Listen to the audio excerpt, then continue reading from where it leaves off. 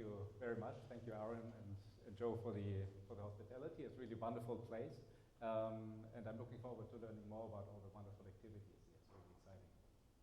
Yeah, and I will say I was very much honored to get asked, even though it was, I don't know, 24 hours ago. Yeah, so the subject of this talk is about controlling, am I supposed to point, controlling many body systems via periodic driving. This is one of our main interests in my group, and it's about dynamical control of matter. The established methods of influencing material properties are static. You can change the chemical composition, you can change the external parameters, you can change the pressure and the temperature, and that will influence the material properties. And what we study is dynamical control of matter, specifically how to use light pulses to influence the properties of matters in an interesting way. And one of the examples that I will discuss later is about light-induced and light-enhanced superconductivity in solids, as well as how to create an emerging gauge field in an ultracold atom system, even though those are neutral atoms. Okay, so let me lead up to this. Just to maybe define this terminology that we need. So here's our system. So I don't know what you picture, but that's what it looks like in my head. And and now we take the system and we shake it around. And this driving term might be characterized by an amplitude, a frequency, maybe a vector, like a wavelength or so. And now what happens is you have a driven system, and this driven system might be qualitatively distinct in its non-equilibrium state from the equilibrium state in the system. So one element that we encounter in many of these cases is that you drive maybe at a high frequency, but the system properties that you want to influence and renormalize are at a low frequency. So you have a bit of a hierarchy of these frequencies. You drive it at a high frequency, and the low frequency regime gets renormalized by this high frequency driving.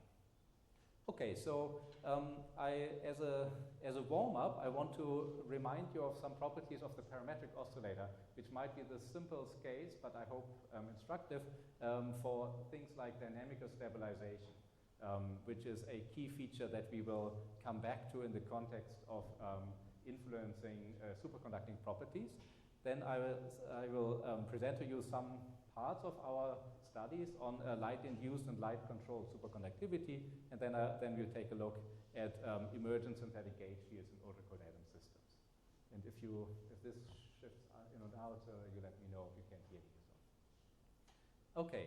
Yeah, so as I said, kind of the simplest example that at least I can think of and that I personally at least find very instructive is the parametric oscillator. What you simply do is you take your harmonic oscillator, like it is shown here.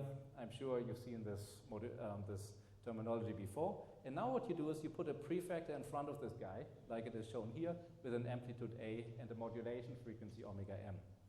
Now, the intriguing thing is that the low frequency sector, the low frequency response of the system is again a harmonic oscillator, but with a renormalized frequency.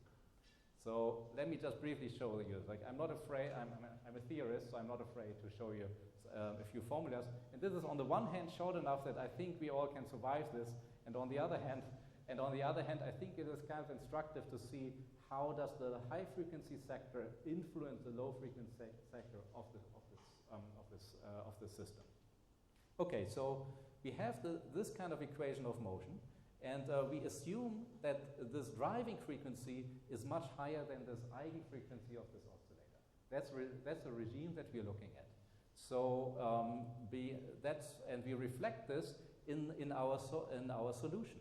We say that we have a low frequency part of our solution as well as a high frequency part of this. Like this high frequency part is supposed to take into account all the frequencies near this driving frequency, and this low frequency part takes into account the eigenfrequency regime.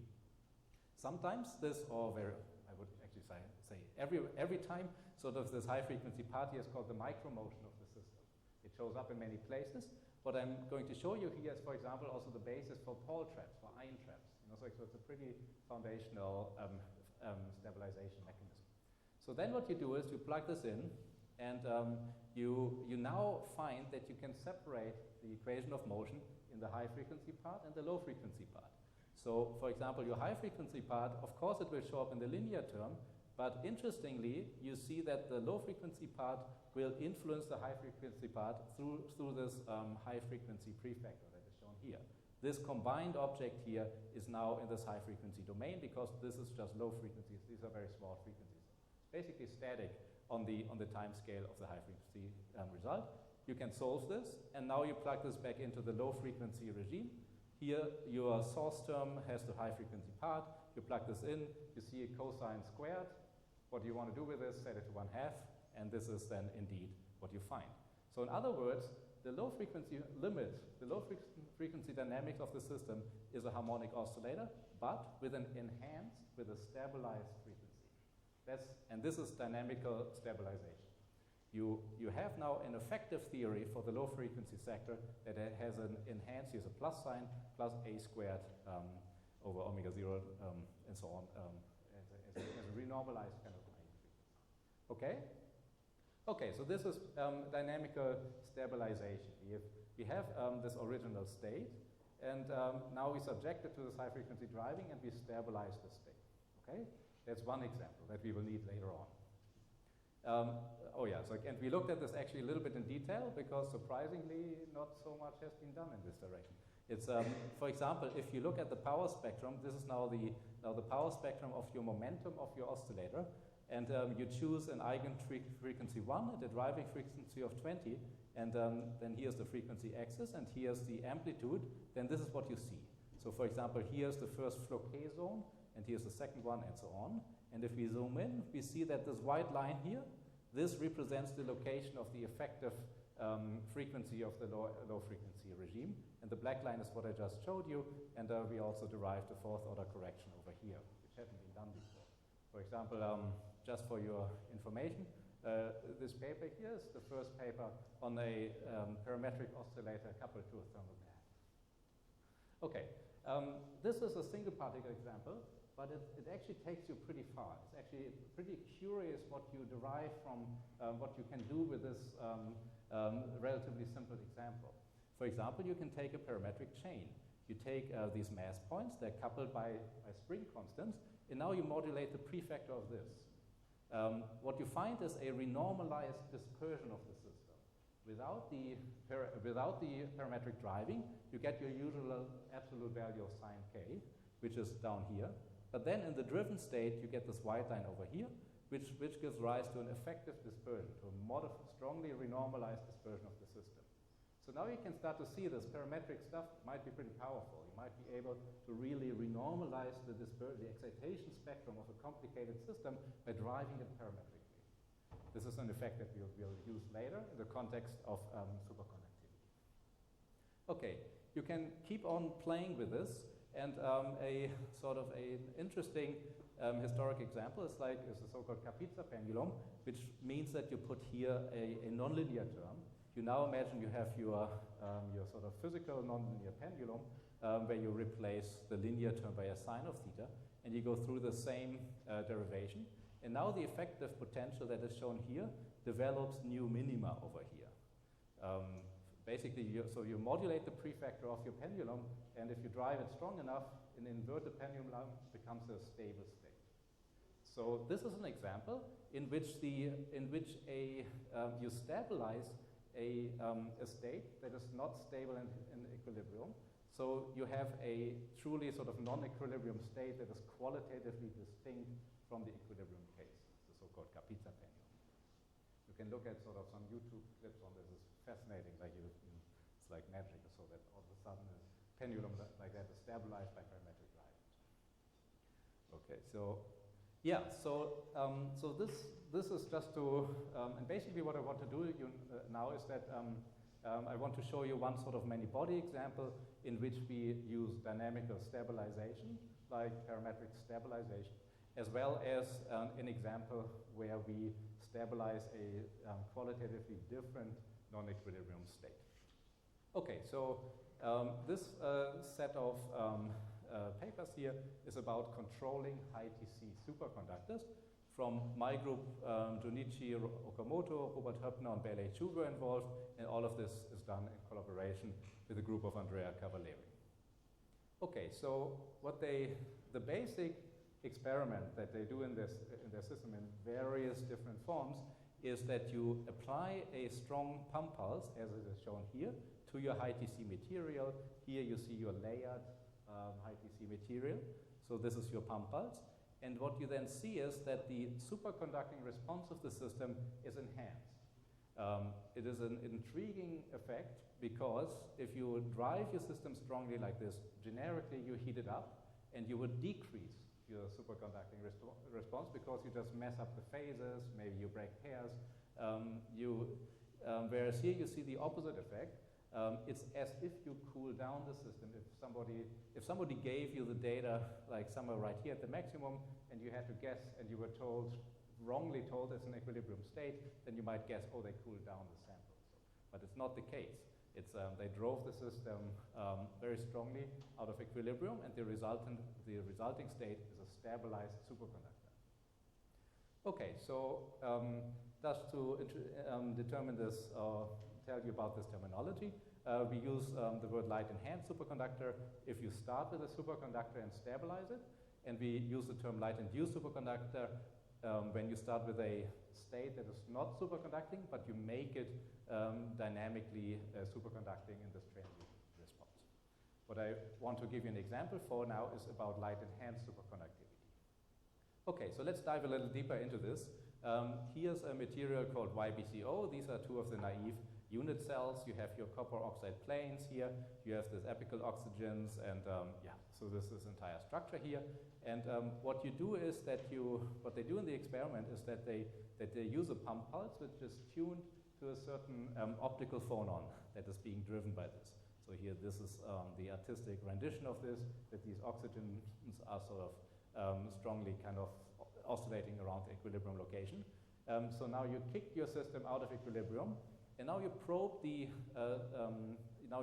non-equilibrium state with this probe pulse. What you measure directly is the reflectivity, and from that you can infer the conductivity of the system. And here's the key observation. The pump pulse enhances the optical conductivity at low frequencies. So it stabilizes, it enhances the superconducting response for low frequencies. Okay, so let me just lay out those terms again. So what's conductivity? So here's again your material. You put an electric field on it with a frequency omega. You look at the current response at that same frequency, and the proportionality between these two terms is the conductivity, which is usually separated into the real and imaginary part. So that's conductivity. Let's look at the maybe simplest example that one can think of or so, which is the Drude model, which is nonetheless kind of extremely powerful and useful to look at. So what Mr. Drude did is write down this classical equation of motion and added a damping term like it is shown here. And the current of the system is essentially the velocity times the charge and times the carrier density. So what you end up with is that your conductivity has this form like it is shown here. And now you take the perfect conductor limit, basically suppressing this damping term, and you end up with this result for the conductivity. It's purely imaginary. Basically, you can kick out this term and just take the Fourier transform on both sides, and that gives you this 1 over omega dependence over here, which is the smoking gun for an ideal conductor. So this is what this looks like. Here's the imaginary part of your conductivity, and it has this 1 over characteristic 1 over omega scaling that's associated with this. And what you see is there is still some information left. Specifically, there's something in this prefactor here. This n here is the carrier density, and you have the inverse mass. So you can kind of imagine if you have several superconductors, you can still make the system an even better conductor by having more carriers or having a lighter mass. You can enhance the superconducting response by increasing this ratio of n over m, by increasing this prefactor of 1 over omega. Okay, so this is now from one of the experimental papers. Let's specifically this one over here. And here is here's sigma 2 measured as a function of the probing frequency, and the blue line is the equilibrium result. It has a 0 crossing here at one of the plasma modes of a superconductor. This is roughly 1 terahertz, and for technical reasons they can measure down to maybe half a terahertz over here. So what you're supposed to imagine here is that this blue line continues to have this 1 over omega dependence. Then they kick the system, they apply their pump pulse, and they measure the green line instead. Now, if you make the assumption that this feature continues all the way down to 0, you've just enhanced the prefactor of the 1 over omega dependence of the superconductor, and this is the basis for this claim that they make, that you have a transient stabilization of superconductivity. Okay? And that's the riddle, sort of like, what's the mechanism for that? So we proposed the mechanism, and I would like to share with you what we think is going on. Okay, like maybe as a brief side remark, you can also make this time dependent. You can imagine you drive your system here with a Gaussian pulse, and you get a Gaussian pulse out for your conductivity, and you end up with a time-resolved response, which depends both on the frequency and your time. So now you can imagine you probe the systems at different delay times after you send the pump pulse on it, and of course now this object here is now Fourier broadened by the width of this pulse. Okay, but this is a transient response, and this is one other experimental feature. It's a little, I don't know, impressionistic, is it like a Monet or something? I don't like it's what you see here is sigma 2. Here's the frequency axis, and here's the time axis. This delay time in picoseconds. The pump pulse is applied at 0 right here, and so this is the equilibrium response. So this is this 1 over omega dependence that exists before you apply your pump pulse, and then you see you kick up the system pretty sharply, and then sort of it looks a little oscillatory here, and then it sort of settles back down to equilibrium. So this is this time-resolved representation of their data. Okay, so we try to sort of capture this effect, and our first modeling step was to represent this layered structure as a lattice of Josephson junctions. It's basically an effective field description. There's a bit of a history in this by these authors and others, and basically you take a Josephson lattice and represent this geometry here, this bilayer geometry, by taking these 3 different Josephson energies. You have a JAB, an in-plane Josephson energy, and then you have these kind of staggered J strong, J weak, J strong Josephson coupling constants, which represent this bilayer structure of YBCO. But as a theorist, of course, you kind of want to make your life simple. Hopefully not too simple, but like just enough. And what we did is we went to a single Josephson junction here, and I think it already captures qualitatively the effect. So in other words, what we need now is what is the conductivity of a single junction. And this here is for the a so-called resistively shunted Josephson junction. We put like a resistance here in parallel, basically to measure the incoherent coupling between the layers. And here's our Josephson energy J. Okay, so you take your 2 superconductors. This is now a bit of a little bit didactic side, you know. I mean, they hired me to be a professor, that's why I'm trying to be a bit didactic. So here's our 2 superconducting plates, if you like. You put your order parameter on each of these sides. Each of them has a phase. And now what happens is, if you have an electrical field here, you have a potential difference, and that winds up the phase. Basically, the time derivative of the phase is proportional to the E field. Okay, so remember, kind of, we need the E field and we need the current. So this relation gives us the E field. Okay, so now we need the current in addition to that to relate the 2. And one of the currents that occurs in here is the Josephson current. You basically have a tunneling term. It will be controlled by the tunneling Josephson energy, J, by the carrier density in the system, and the sign of the phase difference between these 2 superconducting plates, if you like. but it's embedded in this little circuit, so you have two other contributions. One of them is the capacitance, and one of them is the ohmic current over here, meaning that your current through the system contains the absorption current, the ohmic contribution, as well as the capacitive contribution over here. Now, here we still have the V's, and we want to replace them by the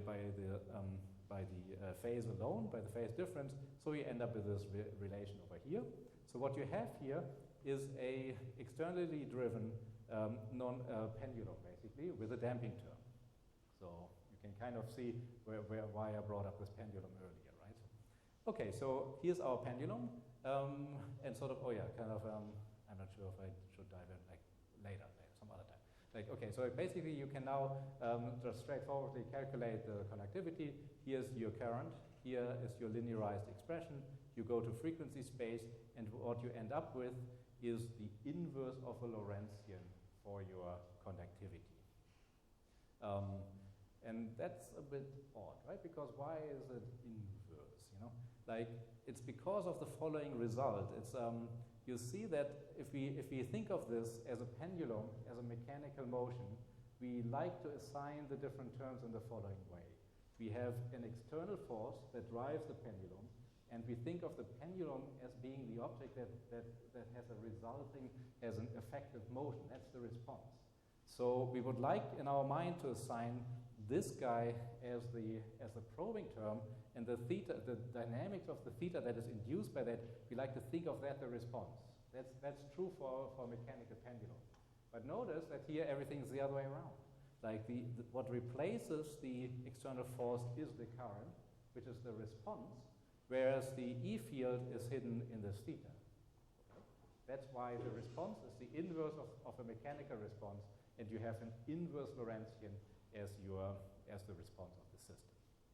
Okay, so this is now what our conductivity looks like.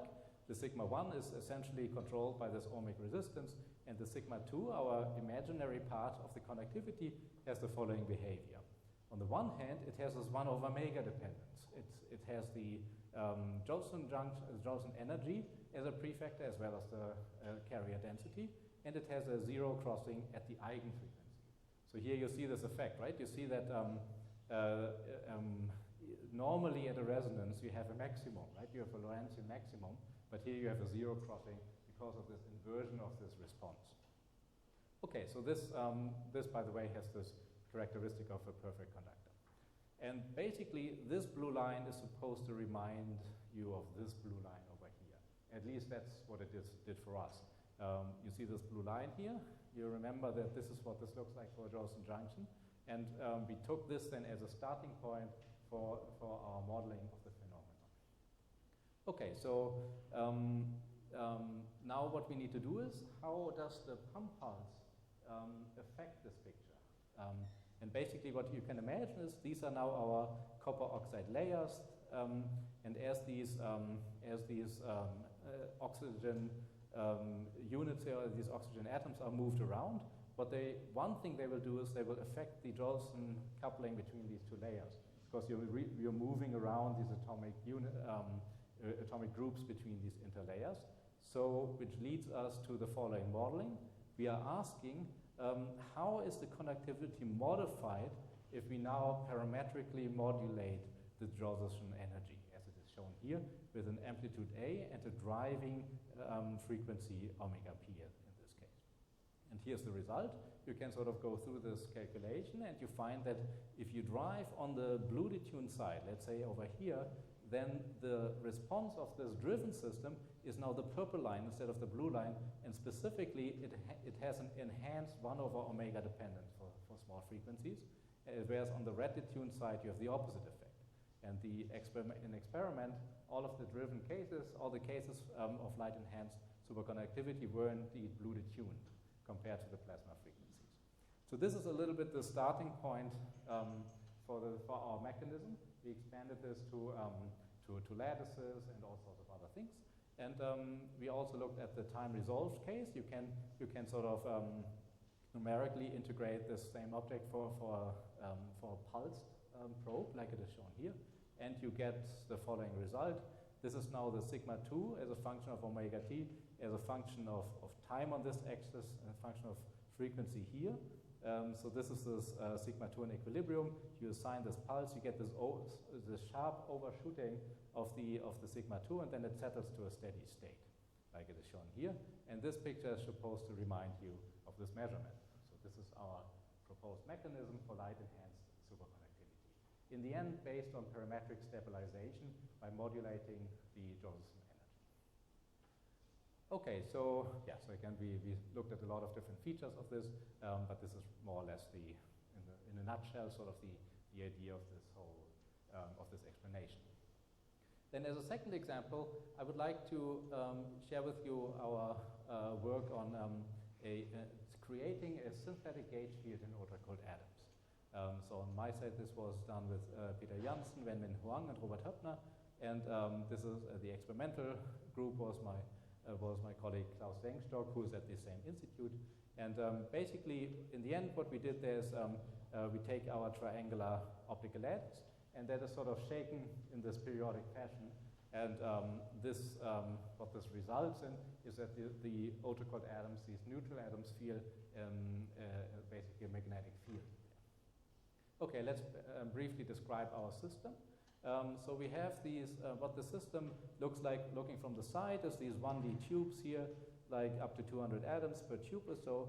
And if you look from the top, you have a triangular lattice. So this is the type of optical lattice that is created by these three laser beams.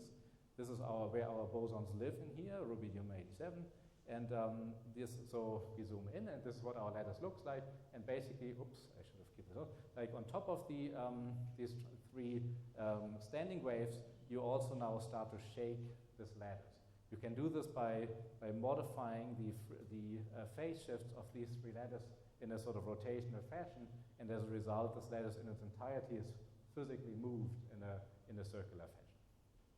Okay, and the result of that, if you do that at a high frequency, is that you renormalize the tunneling energy between these two sides. And let me briefly describe how this can possibly be the case. So here, let's say we take a 1D system in an optical lattice. Here, the bosonic operators at the different sides, Bi, Bj, like it is shown here. And now, if you imagine as an example, we apply a linear potential, like it is shown here, linear in space, with an oscillatory prefactor f of t, like it is shown here. And we imagine that oscillates at a very high frequency.